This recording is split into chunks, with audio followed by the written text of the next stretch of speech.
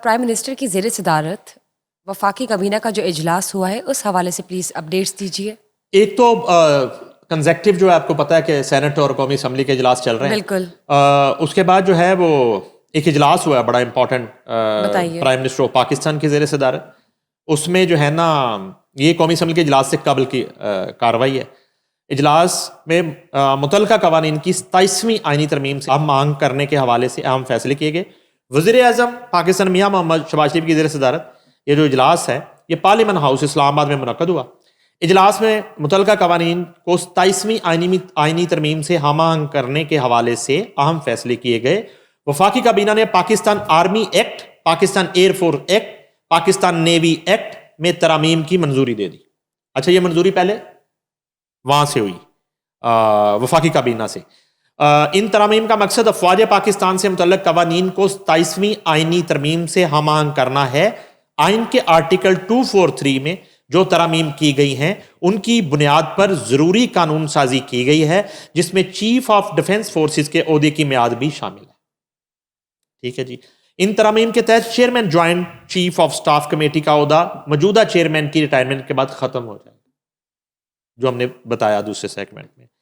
اسی طرح سے ان قوانین میں field marshal, martial of the air force, admiral of the flat کے عہدے بھی شامل کیے گئے. یہ اسکیم اور متعلقہ قوانین میں ترمیم ہم اثر اور جدید جنگی تقاضوں کو سامنے رکھ کر تجویز کی گئی ہیں. وفاقی کابینہ نے federal constitutional code procedure and practice act 2025 کے مسودے کی بھی منظوری دے دی.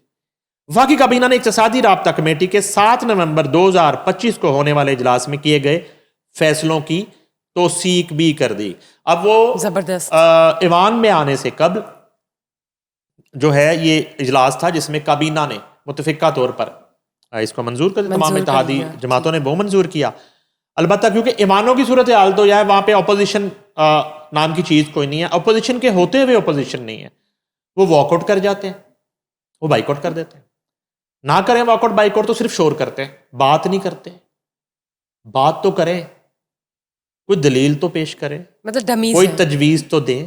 جب ان ترامیم کے لیے کمیٹیز جو ہیں وہ قائم کی جاتی ہیں تو ان کمیٹیز کا حصہ تو بنیں، ان کمیٹیز میں شرکت تو کریں، ان کے اجلاسوں میں شرکت تو کریں.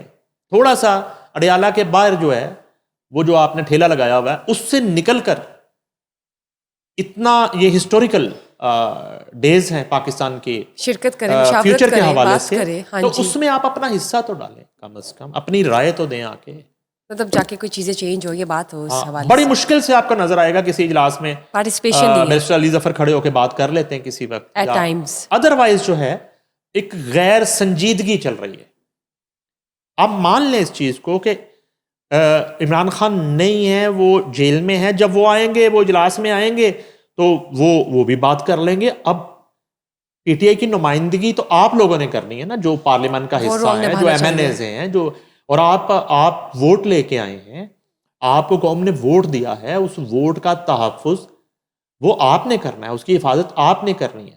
آپ نے جو ہے نا وہ اپنے کیے ہوئے وعدوں کو نبھانا ہے. مگر کہیں بھی نہیں ہے، وہ بائیک آؤٹ کر جاتے ہیں یا واک آؤٹ کر دیتے ہیں.